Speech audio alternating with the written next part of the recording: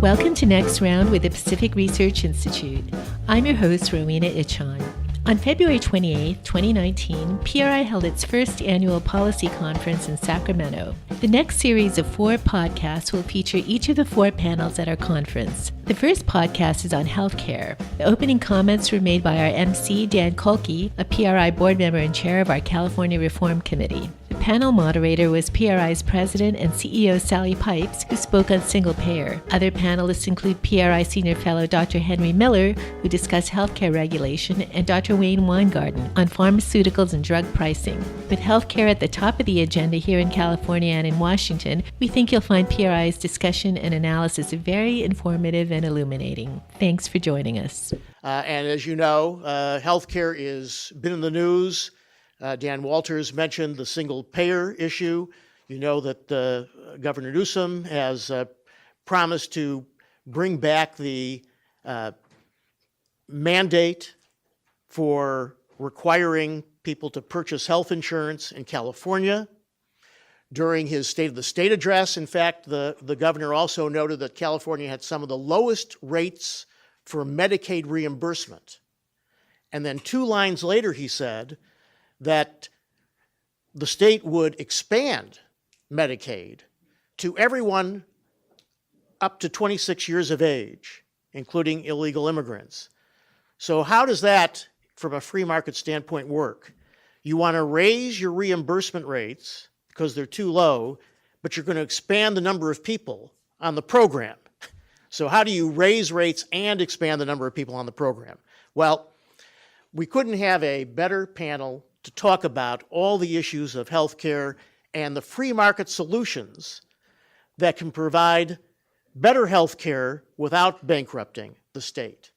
Moderating this panel, of course, is PRI's own Sally Pipes, President, CEO, and Thomas W. Smith Fellow on healthcare policy. And so Sally will introduce the panel. Well, thank you, Dan, for that kind introduction. I'm going to say a few words. I could go on talking for hours about healthcare as a former Canadian who grew up under single payer and as a policy analyst on healthcare since the mid-'80s in Canada.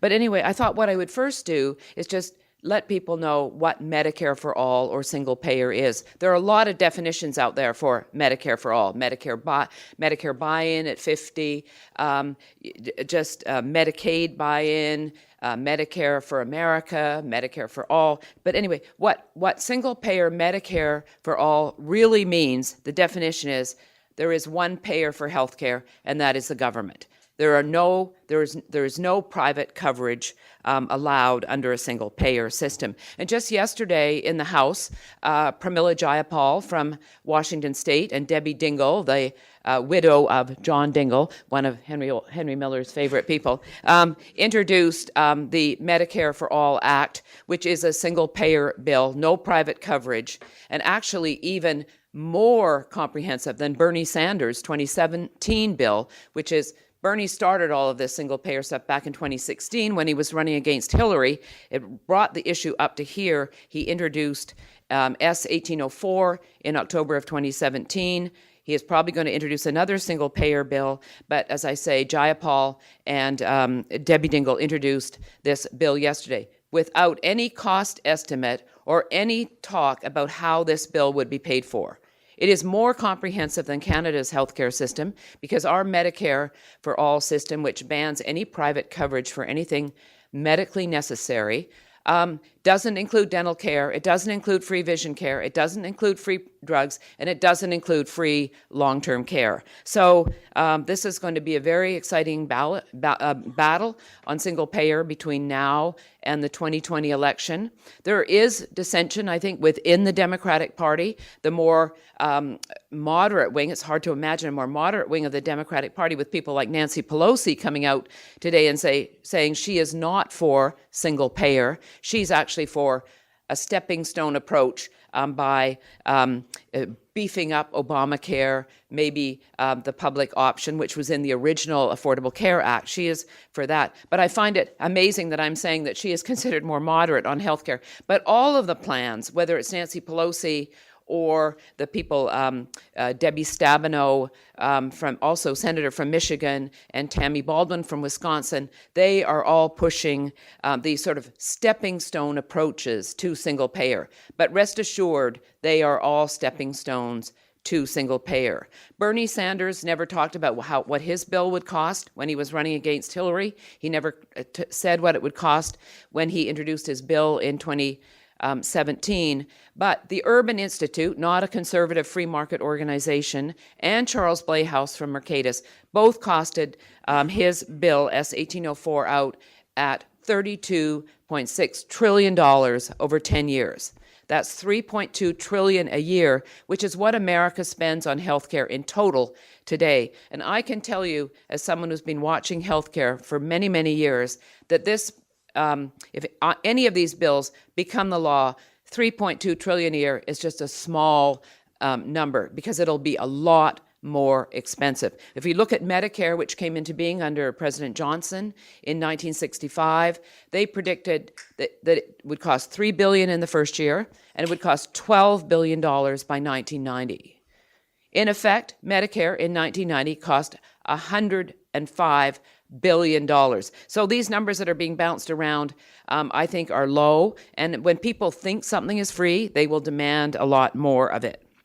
So that's what's happening at the federal level. It's a big issue. I have a new book coming out in January called False Promise, The Disastrous Reality of Medicare for All by Encounter Books, so stay tuned on that. As Dan said, Gavin Newsom has not been able and has decided not to introduce to really support single payer at this time. Not a single Democrat introduced a single payer bill by the deadline on last Friday, February 22nd. He did, I think, get a lot of votes because he promised the National Nurses United a very aggressive lobby for single payer. He promised them that he would introduce single payer. But instead, in his inauguration, he came out with a few ideas. One was, of course, increasing the age limit up from 19 to 26 for people, undocumented immigrants in particular, to be eligible for Medi-Cal, our state Medicaid program. And as Dan said, the reimbursement rates for Medicaid are low in this state, but 1/3 of the population of California, 13 out of 39 million Californians, are on Medi-Cal. We've seen emergency room use go up because although these people have Medi-Cal coverage, doctors are not taking Medi-Cal patients because of the low reimbursement rates. Governor Newsom did ask the White House and the Congress if they would approve sending these federal funds back to California so that they could implement a single payer system. I say there is no way that the Trump administration or the president or Congress are going to give those funds back to California. And with the president being a Republican, the Senate being Republican controlled, this is just not going to happen. But this is, I think, single payer is going to be the key issue in that 2020 election. Governor Newsom also is a big fan of bringing the individual mandate into the state of California. As you know, it was eliminated under the tax bill in December of 2017 and had expired as of January 1st this year. The CBO had said when they costed out what would happen to the uninsured population if we got rid of the individual mandate. They said 14 million Americans would lose their coverage if we got rid of the mandate. The CBO just came out with their their tail between their legs, saying, "Oh, the number 2.5 million." So they grossly overestimated the impact of an individual mandate. But Gavin Newsom is for the individual mandate. He is for increasing the age to 26, adding 138,000 people to our Medi-Cal rolls.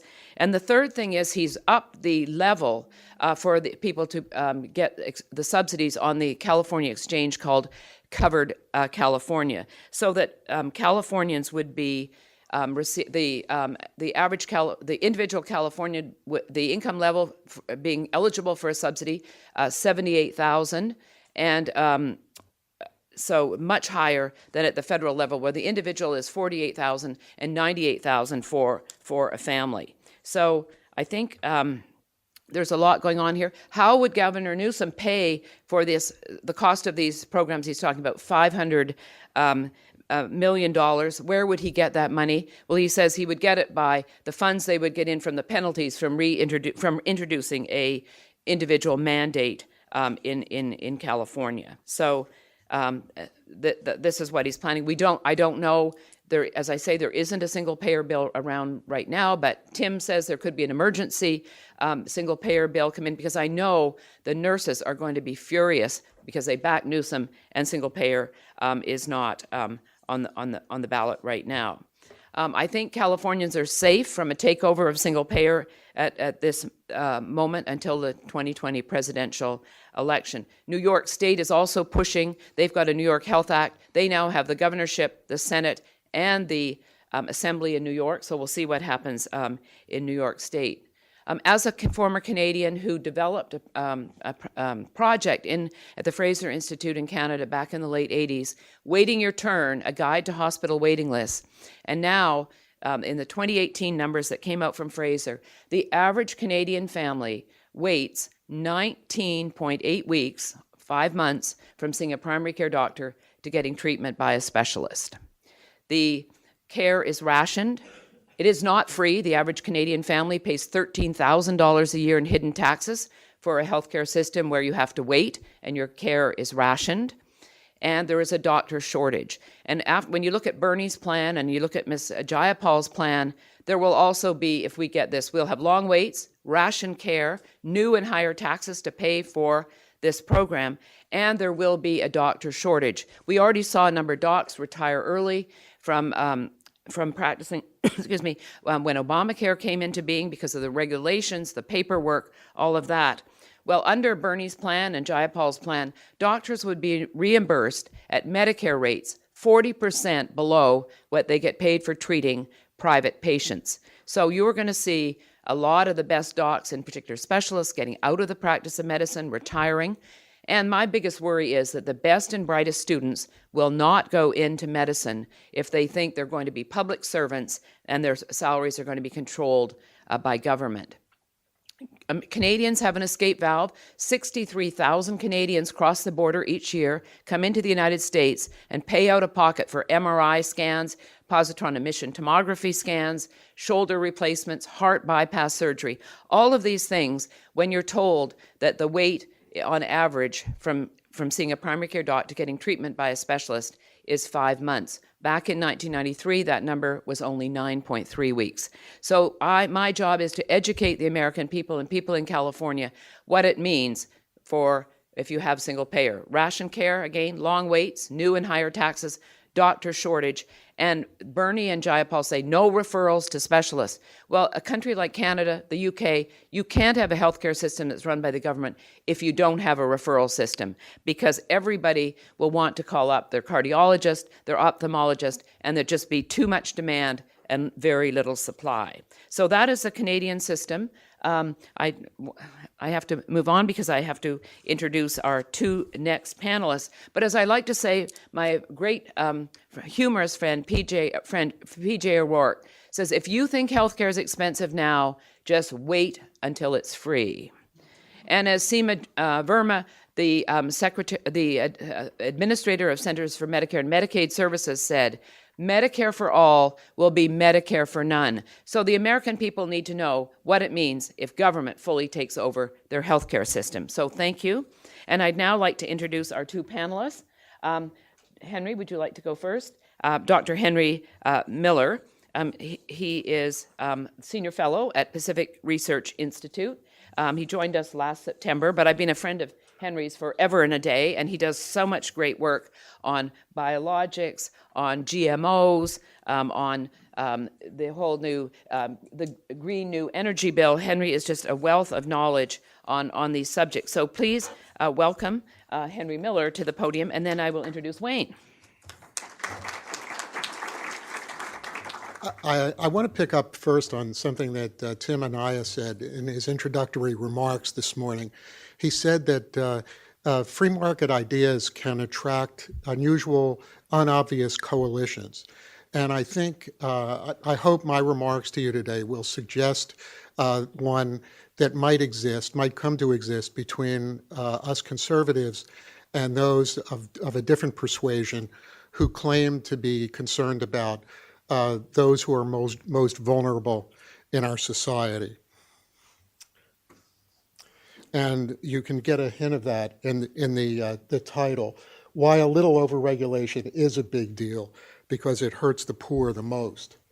I'm going to talk about, I'm a recovering regulator, which Sally didn't mention. I was at the Food and Drug Administration for 15 years, where I was the biotechnology czar and the medical reviewer of the first biopharmaceuticals. So if any of you take human insulin or know somebody who does, that was a product that I and my team approved in record time, marked record time in 1982. Purposes of government regulation are numerous, and here are a few of the salient ones. Human and animal health and safety, environmental protection, ensuring accuracy of information to consumers. Without accurate information, you really don't have market forces working properly. Fair competition, and better quality of life. Now, there are a couple of general ways that regulation of all sorts of things can be approached. One is anticipation. It seeks zero risk, tries to prevent any and every harmful eventuality. It's costly and inhibits innovation. And this is pretty much the European model. It's also known as the precautionary principle. And so products like pesticides and genetically engineered organisms, so-called GMOs, are regulated so stringently, so conservatively in Europe that these products virtually don't exist. So Europe has imposed a ban on the most effective, safest, state-of-the-art pesticides called neonicotinoids, which has really disadvantaged European farmers and has them in a panic. Genetically engineered organisms are not grown in Europe virtually at all. There's one variety of corn that's grown in Spain, but paradoxically, Europe doesn't permit these products to be cultivated, but they allow them to be imported in foodstuffs, which is sort of the worst of all worlds. A second approach to regulation generally is resilience, seeking to eliminate unreasonable risks. And that's pretty much what we do in the US, or claim to do. There are a lot of unfortunate exceptions to that, but that's a more reasonable approach because it promotes or permits innovation and with all of the advantages that pertain to innovation. Now, costs of regulation are monumental, and I put in the zeros here in order to remind you of how monumental. Compliance with federal regulations overall is about $2 trillion annually. That's probably even an underestimate. Compliance with EPA regulation alone is on the order of $330 billion.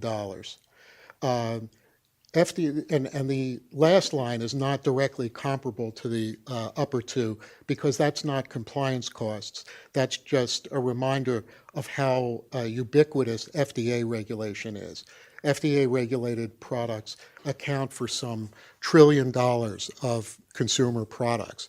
And these range from X-ray equipment to food, drugs, biologicals, vaccines, and even, if you can believe it, microwave ovens for historical reasons. So these costs are massive, and they have important implications because, of course, they're passed on inevitably to consumers. Now, the income effect is something that is not widely understood or appreciated, but depriving citizens of income has an effect on health. there is a direct relationship between health and wealth. Deprive an individual or a community of wealth, you have worse health. So it's no coincidence that the wealthiest California county is also the healthiest, with greatest longevity and best health, and that happens to be Marin, north of San Francisco. Academic studies indicate that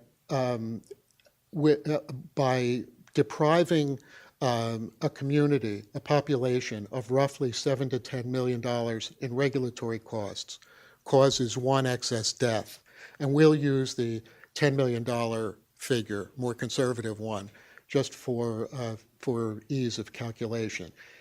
EPA's $330 billion cost of compliance, which again is passed along to consumers inevitably, causes potentially 330,000 deaths.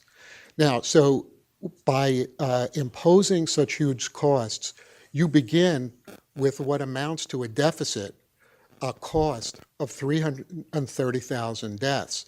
So you need to make sure that the benefits, whether they're tangible or intangible, health-related, any of those reasons for regulation, targets for regulation that I showed on the first slide, the benefits need to be commensurate with this kind of potential cost. And that last line is really the key. And I used that example of EPA just as an exemplar because the number is so high.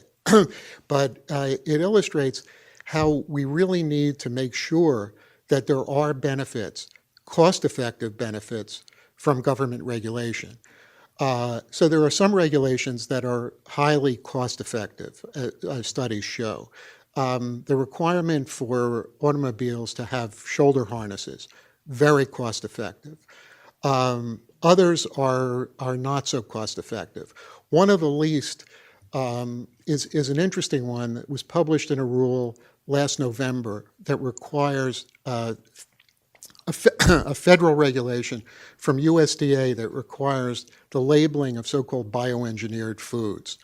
The definition in the rule is virtually incomprehensible, even for those of us who have been involved in the field for decades. And in the rule, which runs 237 pages, by the way, and is totally, utterly, completely unnecessary, as the scientific consensus would tell you. They do a cost-benefit analysis of sorts. The initial implementation costs of this rule for bioengineered food labeling will be on the order of $3 billion. And then the ongoing costs of enforcement and providing information to the public will be on the order of $100 million annually, as the rule says, in perpetuity. And so what we have is, using that $10 million causing one excess death figure, we're going to have an initial cost of roughly 3,000 deaths and about 10 deaths per year ongoing. Now, what makes those numbers especially poignant is that the rule, after doing this cost-benefit analysis, has a sentence that says, we do not anticipate any benefits to human health or the environment from this rule.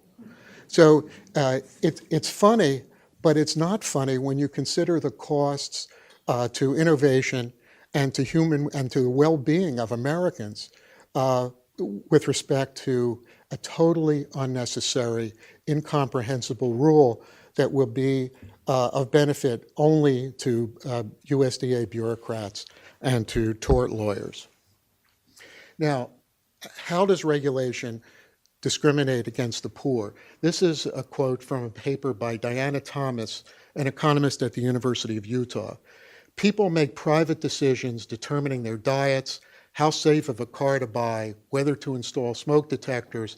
the type of neighborhood in which to live, and counseling for drug and alcohol problems. As regulatory agencies address smaller and smaller risks, thereby driving up the prices of many consumer goods, they crowd out expenditures people would make in their private lives that address larger risks and perhaps cost less than government regulation. So this goes directly to the freedom to make our own choices, and also, as you'll see on the next slide, to why this is particularly a problem for the most vulnerable, the poorest in our society. By focusing on the mitigation of low probability risks with higher costs, regulation reflects the preferences of high-income households and effectively redistributes wealth from the poor to the middle class and the rich. In other words, regulatory costs are regressive, and the impacts of them are felt most by the poorest. So, in conclusion, I want to leave you with unneeded regulation is what has been called statistical murder. Regulatory costs are regressive, and so regulation must be imposed judiciously. It has to be cost effective. It has to warrant the income effect on longevity and health that we see from the costs of regulation, or for that matter, on taxation. One of the reasons that, one of the corollaries of this is that oversight by the Congress over regulatory agencies is inadequate. Congress has really been asleep at the switch. And an interesting example of that is yesterday, and I think today, the House Oversight Committee has been perseverating about Michael Cohen and what he can tell them that's salacious about the president, instead of carrying out their main function, which is oversight of federal agencies. So I'll leave you with that. I'd be glad to entertain questions. Are you going to take them now or at the end? At the end, okay. Thank you very much.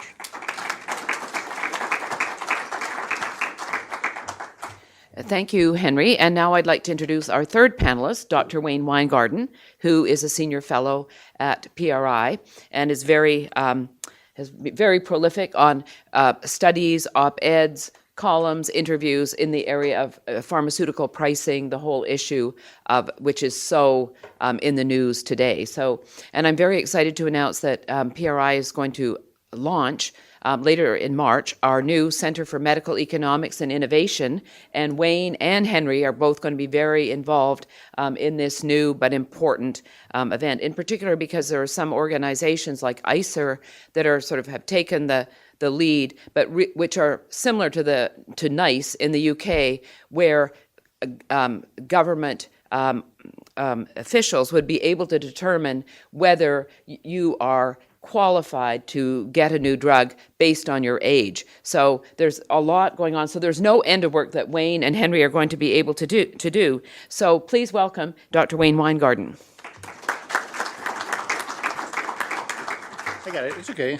What I wanted to do, especially I guess in light of our new Center for Medical Economics and Innovation, and if you talk about the front lines, I guess you could say of the healthcare debate right now, it really is around drug pricing, because we obviously know that pharmaceutical products are what's driving the unaffordability problem in healthcare, except for, of course, that's not what's happening at all.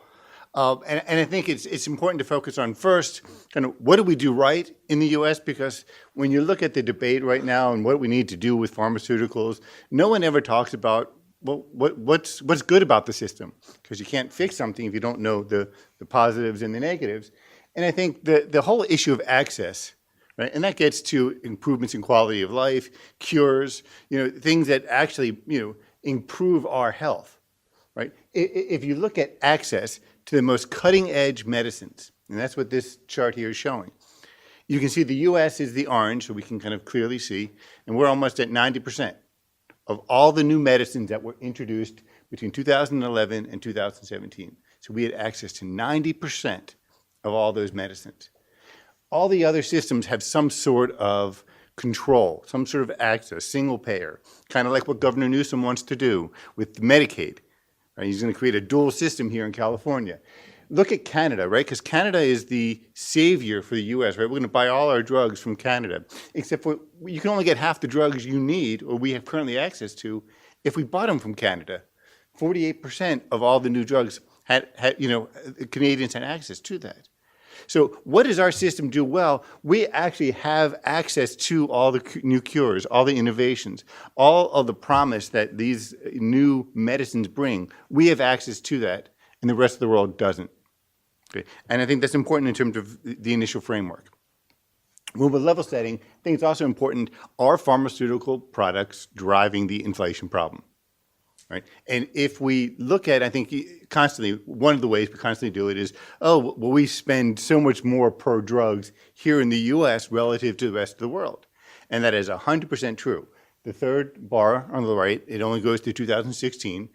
Our expenditures on drugs here in the U.S. is 112% compared to the rest of the world. I apologize, it's early, there's lots of numbers, but we'll get through it. So 112% for the pharmaceuticals, which is actually less than we have actually up to 2017 data for total health expenditures, right? It's 160% for total health expenditures. So yes, when you look at health expenditures, pharmaceutical expenditures, we spend a lot more than the rest of the world.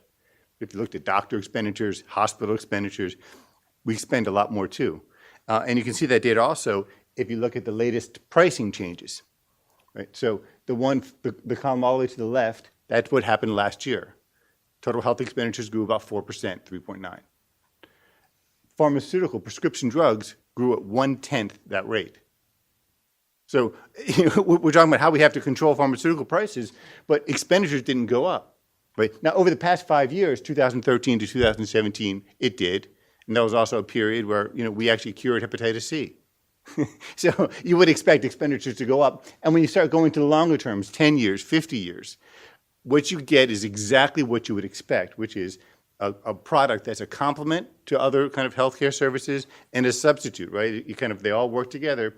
It all kind of grows at the same rate. We have a really bad healthcare affordability problem, and California has to address it. The federal government has to address it, but we have to address the systematic problem, which is with healthcare affordability, not necessarily with prescription drugs. But there's also a problem with all of these numbers, and that's kind of what I want to spend a good bit of the few minutes I have with you talking about, because you see in the newspapers all of these stories of 20, 30% price increases. Insulin is now 5,000 times the price of what it used to be. And so, how do we actually reconcile these issues, these trends? And that's what this really ugly kind of math that I'm going to make you do first thing in the morning. But it gets to, I think, a really important issue. So when you look at the pharmaceutical market and how that whole process works, it starts when manufacturers set a list price, just like any other company. And so in this example, we're going to say they have a $300 list price for their drug. Okay.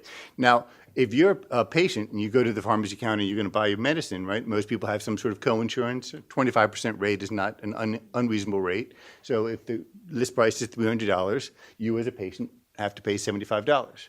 Okay. And these list prices are what you see in the paper. These are what all the stories are going about. These are the prices that are going at double-digit rates, and that's a big part of the problem. Right? The kind of the catch is, and which is why we have only a 0.4% growth in expenditures, is that discounts have been growing at a faster rate. So what you have is a very complicated system. So you have the manufacturers and you have insurers, and the insurers hire people called pharmacy benefit managers or PBMs, and they negotiate on their behalf to get a discount that goes through the system. But the patient is outside of that. So what happens is you get a discount off that $300, and actually the net price is only $120. Right? Now the insurer, he's like, oh, I only have to pay $120, but the patient, he paid $75. So now, even though the patient has a quote-unquote 25% co-insurance, he's actually paying the lion's share of the costs. So the insurer is only paying $45. The manufacturer is only getting $120.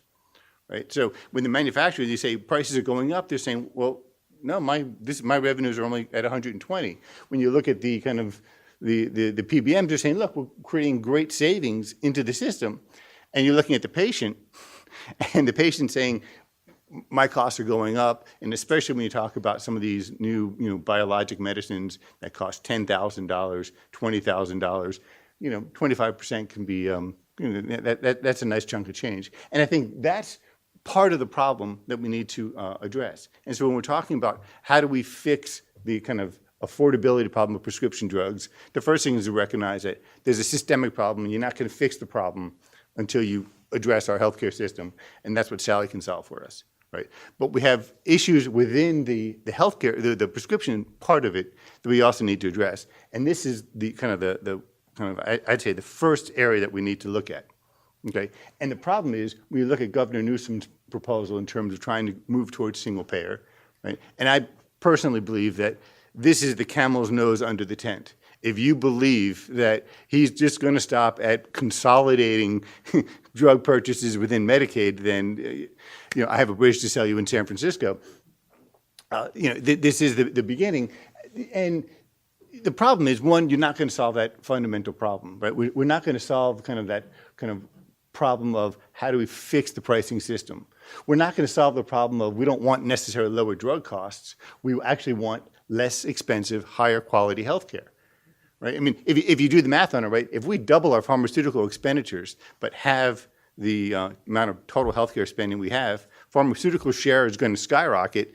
That's not necessarily a bad thing, right? Or if we improve quality of life, that's kind of what we're supposed to do. Modern medicine is expensive, and that's not necessarily a bad thing. And solving that is not monopolizing it into the state. It's by creating better competition and eliminating these incentives, these disincentives. I need to make a note, just because we always talk about Canada, and California rarely, certainly on the, rarely sees a bad idea that it doesn't try to implement, and I'm surprised you haven't brought back the whole importation issue. But if we go back to Canada, 48% compared to 90%, so we can't get all our drugs from Canada. But also the population of California, right, is larger than the population of Canada. So how on earth can they actually, fund the California or supply the California market, let alone the entire United States? So the problem is we don't have, in all of these policies, serious solutions. Now, there has been one good solution out of HHS, right, where they actually directly get at this issue, where they're saying, hey, look, and this, I won't bore you with the details, but if you want to talk offline about it, we can. But basically what they're doing is they're taking the discount and they're saying, hey, wait a second. If there's a discount, it's got to get to the patient. It doesn't make sense that if the, markets have one price, not two, right? So the price of the drugs is $120 after discounts. That's where we need the patient to be involved in that discount. And it rebalances out. And I think that's a very important step.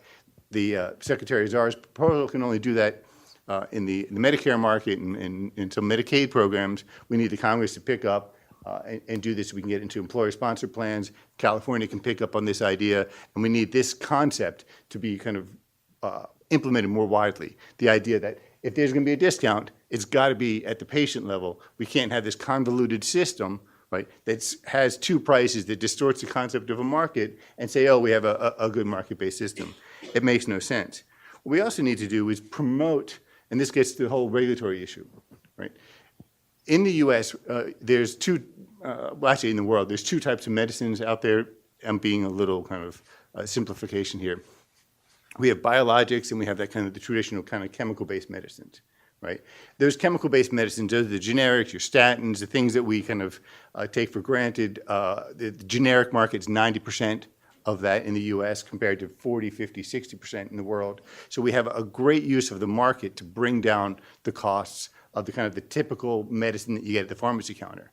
Where all the excitement is in the kind of the life sciences industry is on what's called biological medicines. These are actually, it's kind of creepy, but these are actually biological processes that we use to create medicines. So instead of being a chemical compound, these are live organisms that we use to treat, in this case we have Remicade, which treats all sorts of autoimmune disorders. So rheumatoid arthritis, Crohn's disease, all of these just horrific diseases, they actually have new therapies coming out all the time.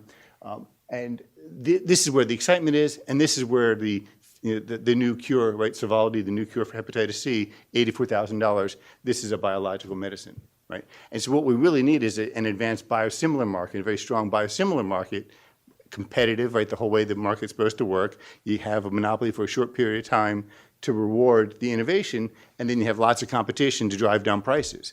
It's the way the system's supposed to work. And that's not working right now in the U.S., and that's a regulatory issue. If the FDA is not approving these fast enough, the structure of the system is biased against biosimilars. And what we did is we did an analysis that looked at, well, how much can you really systematically save?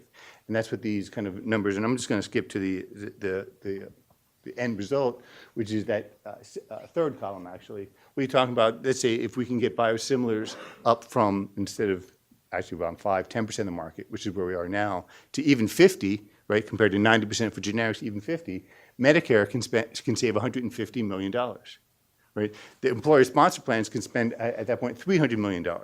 So we're talking about almost $500 million of savings to the healthcare system, right, from creating more kind of a more robust biosimilar market and getting more of these biosimilars in. In the U.S., we have 17 biosimilars approved. In Europe, they have 58. So compared to generics, where we're leading, and that's actually driving down our price. And if you remember the OECD comparison, right, where we're at 112 for pharmaceuticals versus 160 overall, that has a lot to do with the much stronger generic market we have here. But we have, in the medicines that matter, in the new innovative medicines, the ones that are the most expensive, we're lagging. Right? And part of the reason we're lagging, again, it's the same thing with the pricing issue. It's the system, it's the incentives. Whenever you see in any market, if you see an adverse outcome or something that doesn't make sense, it probably does make sense. You have to find out what's wrong with the incentives. And with the biosimilars, we have all sorts of practices that disincent the use of biosimilars. So one of the things they have is what's called buy and bill, right? Where the practice buys the medicine, $10,000, $20,000 from the manufacturer. When they administer it to the patient, you then bill the insurer, and your bill is a percentage of the cost.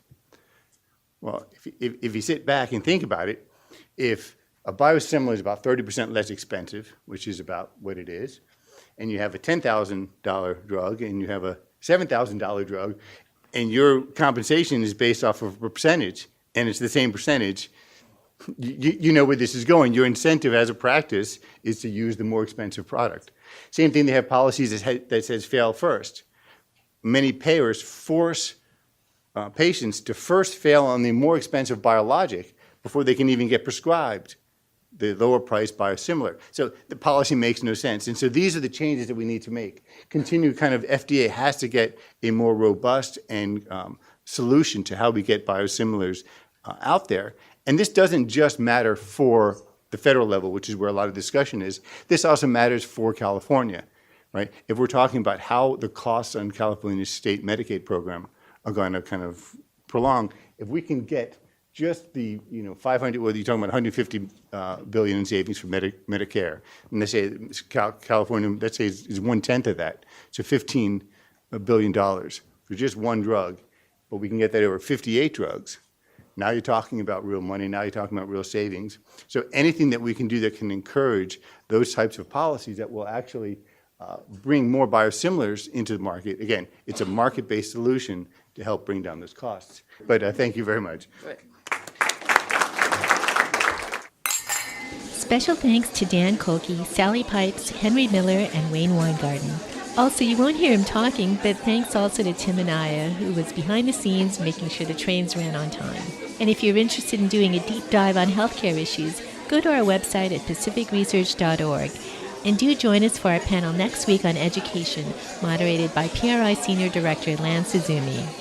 If you're working on your vacation plans, consider mixing policy and cruising. Join PRI and the Claremont Institute for our 40th anniversary cruise on the Mediterranean. The cruise starts in Barcelona and ends in Rome with a special tour of the Vatican. Special guests include Andrew Roberts, author of Churchill, Walking with Destiny. For more details, visit ci-pri.com. If you like this episode, please tell your friends and subscribe to PRI's podcast at iTunes, Google Play, Stitcher, or TuneIn. And please do us a favor and give us 5 stars. You can also listen to our podcast on PRI's YouTube page, youtube.com/PacificResearch1. That's the number 1. Thanks for listening. I'm Rowena Ichon. We hope you'll come back again for next round with PRI.